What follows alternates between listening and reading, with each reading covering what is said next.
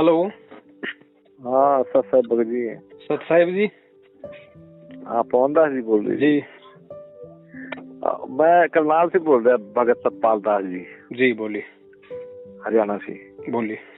तो वो आपकी देखी थी एक दो वीडियो, तो यहाँ करते हैं हम जैसे कोई अरदास उर्दूस इसमें अपने जो आश्रम बन गए करनाल सेंटर जी कुरुक्षेत्र भी है जी। इसमें जो देते हैं जो जात का पैसा फायदा तो ਹੁੰਦਾ नहीं, बाकी अभी दे आवे हम कोई मांगे तो कुछ काम बनता नहीं, यहाँ देना ही नहीं भगत जी। जब तक नहीं ज्ञान था तब की बात अलग है।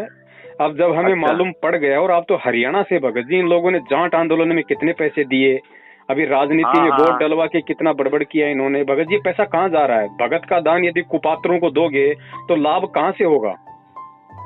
नहीं हमारे तो ये कहा थे जी, जैसे ये ना अपना अभी टीवी चैनलों पे नहीं चल रहा प्रोग्राम जी, सत्संग आते हैं गुरु जी की जी। वे हम तो ये सोच रहे थे भी शायद इनमें खुद का खर्चा लगता होगा, कई चैनल 8-10 चैनल ले रखे हैं भगत जी। इनके पास में इतने पैसे हैं इनके, वो पैसे भगत जी ये लोग अपनी 7 पीढ़ियों में भी खर्च नहीं कर सकते। हाँ पैसा तो होगा है। और टीवी चैनल पे अगर सत्संग चला रहे हैं तो उसका इन्हें तो उसका 50 गुना ज्यादा इन्हें मतलब पैसा आ रहा है। अगर एक टीवी चैनल का अगर ये 30,000 रुपए दे रहे हैं और एक दिन में भगत जी अगर 100 भगत भी नाम ले रहे हैं तो 100 भगत तो 6 महीने के अंदर अंदर 2-2 पाठ 2-2 ज्योतियां करवा देगा। हाँ करवा दे। तो नुकसान कहाँ इन लोगों को? ये तो एक बहाना हो गया टीवी चैनलों का। तो फिर ये भगत जी जो अरदास लगावा किस तरीके से लगावा, कहाँ से लगावा? भगत जी सबसे पहले हमने गुरु जी के सत्संगों को आधार बनाना पड़ेगा, क्योंकि भक्ति की नींव है सत्संग। सत्संग जिसके समझ में आ गए उसके लिए फिर कोई धर्म संकट नहीं है।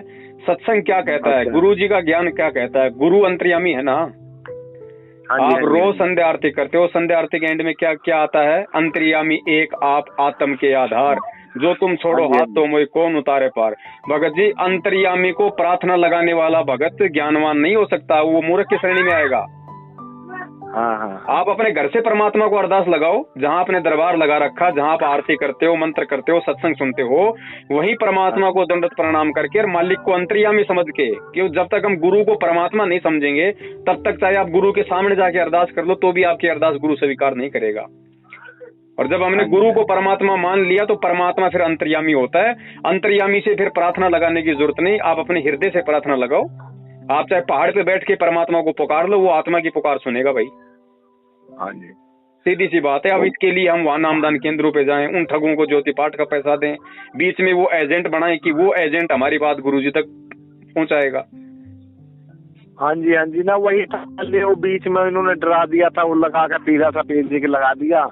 हम भी सोशल मीडिया सेवा करते हैं ना, अपना गुरुजी का प्रचार जैसा कमा वो आधे साल वैसे लग जाते हैं। इन्होंने फिर पीले मीडिया वो पीले पेज पे भेज दिया जी की वो पवन दास है कि अपना दूसरे राजस्थान वहाँ से, तो ये 2-3 आदमी देशद्रोही हैं, उनकी ऑडियो क्लिक लगा दी।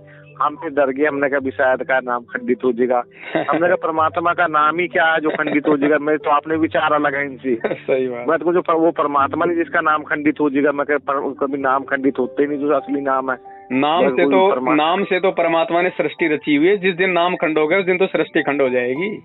हाँ सृष्टि खंड हो जाएगा। वही हम भी सोचते हैं कहीं उठ गए गिर गए, हमारी तो ये भी समझ नहीं आता उठना क्या हुआ गिरना क्या हुआ। जब उसके साथ में वो उठा दे चाहे गिरा दे, उसके हाथ में डोरी। बाकी कुछ ड्रामे भी ज्यादा करे भगत जी। अब सब ड्रामे इनके फेल हो जाएंगे। अब परमात्मा के बच्चे ज्ञान को आधार बना के चलेंगे, है ना। अब सब अपने हिसाब से सब समझ जाएंगे। अब थोड़ा बहुत साल 6 महीने का ड्रामा इनका, ज्यादा नहीं। अब हाँ लंबाई चला रखा है, कहीं इधर पाठ प्रकाश चलते हैं जी, वहाँ जाना। हम तो बहुत सेवा करते हैं जी, मेरी तो आत्मा ऐसी है ना, मैं तो अकेले ही मोटरसाइकिल लेता हूँ, जहाँ भी मेरे को आदेश दे रोज तक जाना, कहीं नहीं जाना, मैं नहीं रुकता। बड़े भैया कहीं मत जाओ, बैठ के अपनी भक्ति करो, अपना काम धंधा करो। परमात्मा समर्थ है, कोई बच्चा नहीं है, वो अपने हिसाब से सारे काम करेगा। आप लोगों के प्रचार करने से प्रचार नहीं होगा उसका। और प्रचार भी करो तो सही प्रचार करो ना, गलत प्रचार क्यों करते हो? आप जाके लोगों को पुस्तक दोगे, अब पुस्तक में तो ज्ञान परमात्मा का, वो फिर नामदान लेने के लिए फिर इनके नामदान केंद्रों पे आएगा, फिर ये उसको ठगेंगे।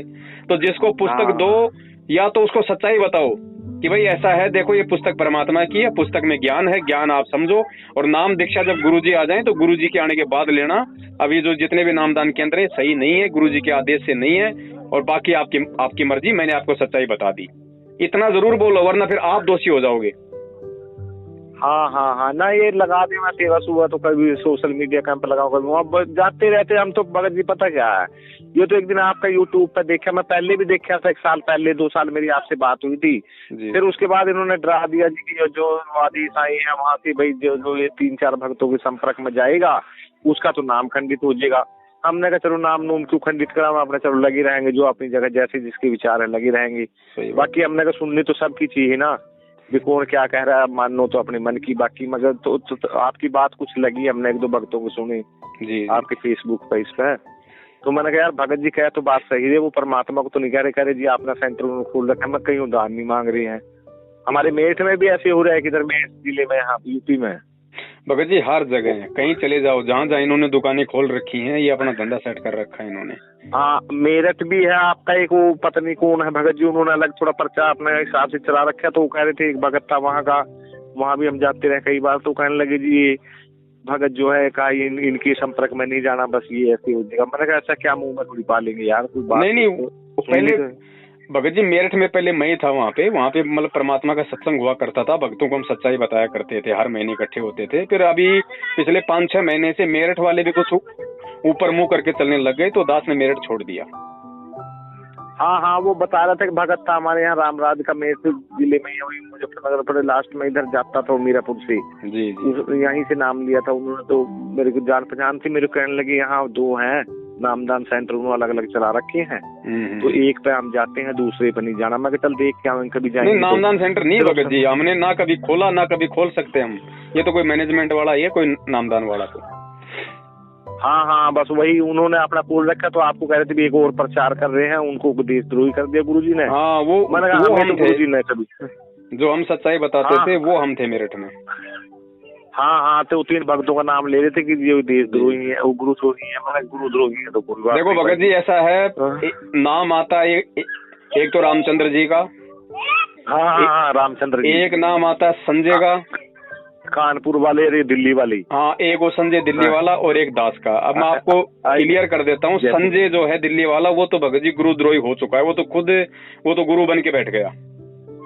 अच्छा नाम हाँ, वो सब कुछ शुरू कर दिया, ज्योति पाठ का पैसा लेना, नामदान देना, तत्वदर्शी संत बन गया, खुद भक्तों को आशीर्वाद देता है, भगत उसको दंडोत करते हैं। अच्छा संजय संजय तो वो तो बिल्कुल नील बटा नील, वो तो गुरुद्रोही है, हमारा उससे पिछले 3 साल से कोई संपर्क नहीं है, लेकिन मैनेजमेंट वाले जबरदस्ती उसके साथ में मेरा नाम जोड़ते हैं जानबूझ के। हाँ हाँ वो वैसे ही था जी, सही बात है। दूसरा अपने कानपुर वाले और आपका जयपुर वाले। हाँ अब जो ये रामचंद्र जी हैं, रामचंद्र जी भगत जी फिलहाल परमात्मा के ज्ञान को आधार बना के नहीं चल रहा है, वो अपने राग द्वेष की आग में जल रहा है, तो रामचंद्र जी से भी हमारा कोई लेना देना नहीं है। हाँ हाँ हाँ दास अकेला है, दास के साथ में हजारों की संख्या में हमारे सत्सेवक भाई बहन हैं। हम केवल सत्य का प्रचार करते हैं, जो सही है वो हम भक्तों को बताते हैं कि भाई किस तरीके से मैनेजमेंट तुम्हारी भक्ति खंडित करवा रहा है, और अगर तुम बच सकते हो तो तुम किस तरीके से गुरुजी के जेल से आने तक तुम बच सकते हो, और तुम्हें क्या करना है क्या नहीं करना, वो बातें भगत जी हम सत्सेवक जो अपने ये भगत भाई हैं संगत वाले, हम उनको बताते हैं, जो वीडियो ऑडियो जो हम लोग डाल रहे हैं। नहीं वैसे ही है, जैसे भगत जी ऐसा है ना, कोई संसारिक समस्या आ जाती है, कई बार प्रार्थना लगाते थे गुरुजी से। भगत जी जब गुरुजी आश्रम में हो ना, जब गुरु आश्रम में हो तो हम लगा सकते हैं भगत जी, हमें पता चलेगा कि मुझे कोई समस्या है तो मैं डायरेक्ट मैं गुरुजी के पास जाके लगाऊंगा ना। हाँ हाँ हाँ आश्रम में भी जब गुरुजी थे, जो लोग फोन पे प्रार्थना लगाते थे, गुरुजी के पास में 90% प्रार्थना नहीं जाती थी।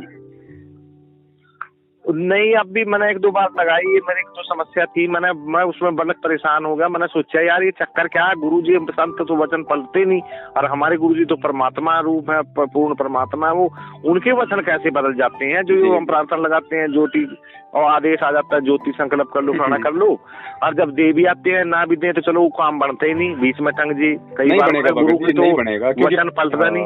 क्योंकि पहली बात तो हमारा प्रार्थना लगाने का तरीका गलत है, और दूसरी बात गुरुजी के पास में कोई प्रार्थना जाती नहीं है, क्योंकि गुरुजी जेल में है, और जेल में केवल गुरुजी से केवल वकील मिल सकते हैं, तो वकीलों को आपकी प्रार्थना से मतलब नहीं है, वो अपना वकालत का काम करते हैं। रही बात गुरुजी के परिवार वाले, तो सप्ताह में 2 बार वो मिल सकते हैं 10-10 मिनट के लिए। अब सप्ताह में 2 बार 10-10 मिनट के लिए कोई मिलेगा तो 7 दिन में कितनी मिनट होगी? 20 मिनट। 20 मिनट में तो भगत जी उनका खुद का रोना धोना पूरा नहीं होता, गुरुजी के घर वालों का। मान लो अगर एक आधे भगत की प्रार्थना लगा भी दी तो सप्ताह में 2 भक्तों की प्रार्थना लग गई, बाकी भगत जी हजारों की प्रार्थनाओं का जवाब कौन दे रहा है? हाँ नहीं सही, ये ठगी का धंधा चल रहा है। हर को ज्योति करा दो, पाठ करा दो। जो कोई गरीब साहब मेरे जैसा लग गया भाई ये बिल्कुल दुखी है, उसको कह देंगे भैया गुरुजी का आदेश अपनी भक्ति बढ़ाओ। हाँ ये हो रहा है इनका धंधा भगत जी। तो भगत जी सावधान रहो। 6 साल हो गई भगत जी, बहुत परमात्मा ने इतना सब कुछ समझा दिया, इतना ज्ञान दे दिया। अरे हमें भगवान मिल गया, भगवान का नाम मिल गया, सत्संग उनका मिल गया, पार वो करेगा, मंत्र उसका। हमें दूसरों की गुलामी क्यों करनी भगत जी? हाँ ना समझ गया मैं आपकी बात में। क्यों हमें किसी से डरना? कौन है माई का लाल जो हमारा नाम खंड कर देगा? कौन कर देगा? जब तक हम अपनी मर्यादाओं में हैं, जो गुरुजी ने नियम बताए हैं, जब तक उन नियमों में चल रहे हैं, तो किसकी औकात है? और नाम कभी खंड थोड़ी होता है, मर्यादा खंड होती है। जो नियम बताएं वो नियम तोड़ने से वो नियम खंड हो जाते हैं, तो नाम अपना काम करना बंद कर देगा। अब उसका तरीका एक ही है, अगर गुरुजी आश्रम में हो तो गुरुजी से प्रार्थना करें, और गुरुजी नहीं है तो आज गुरुजी ने बता रखा भैया परमात्मा को दंडवत करो, मालिक से समायाचना करो, हृदय से अपनी गलती की जो है मतलब की माफी मांगो और अपनी भक्ति को चालू रखो। भक्ति बंद नहीं करनी, क्योंकि नाम जाप भले आपका नाम खंड हो चाहे चालू हो, नाम जाप की कमाई कभी आपकी व्यर्थ नहीं जाती है। हाँ ये तो है। तो घबराने की जरूरत ही नहीं भगत जी। और प्रार्थना लगानी तो अपने हृदय से लगाओ ना, अपनी आत्मा से लगाओ प्रार्थना।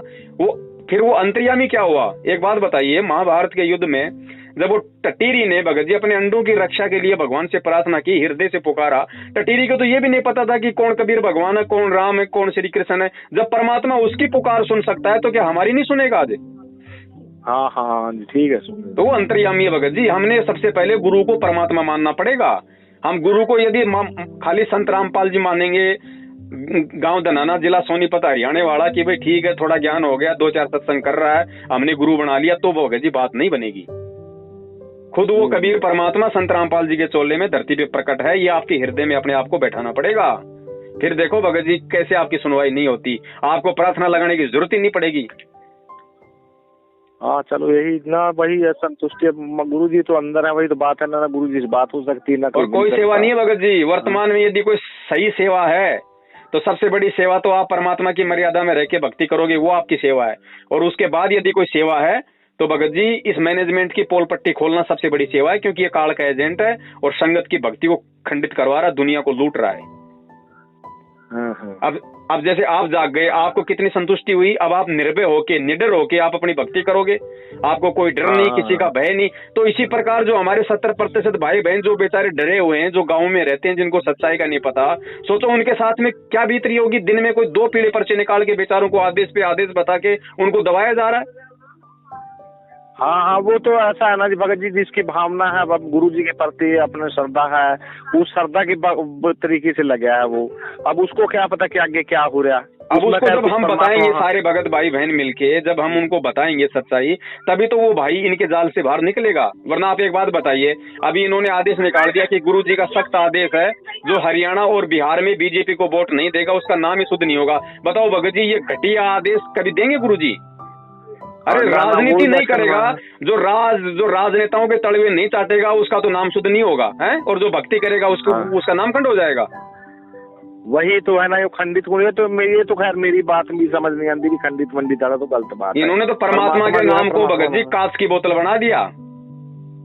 हाँ जी परमात्मा का नाम खंडित हो, ये तो मेरा भी मानना है शुरू से। मैं वो भगवान नहीं है जो जिसका नाम खंड हो जी। तो वैसे है ठीक है, अगर मर्यादा कम हो जाएगी तो हम उसका अपने वैसे अलग हो जाएगा, उसका आशीर्वाद कम हो जाएगा, उसकी शक्ति कम हो जाएगी, तो कुछ नहीं। और वर्तमान समय में भगत जी अगर कोई नियम में भी ऊंच नीच हो जाए, क्योंकि हम सब जीव हैं 2 कौड़ी के भगत जी, काल भगवान के लोक में है, तो सीधा सा तरीका यही है, कोई गलती भी हो जाती है तो भगत जी आगे हम गलती ना करें, और जो वर्तमान में गलती हो गई उसके लिए अपने घर पे परमात्मा को दंडवत करके हृदय से समायाचना करें, और कोई चारा नहीं है।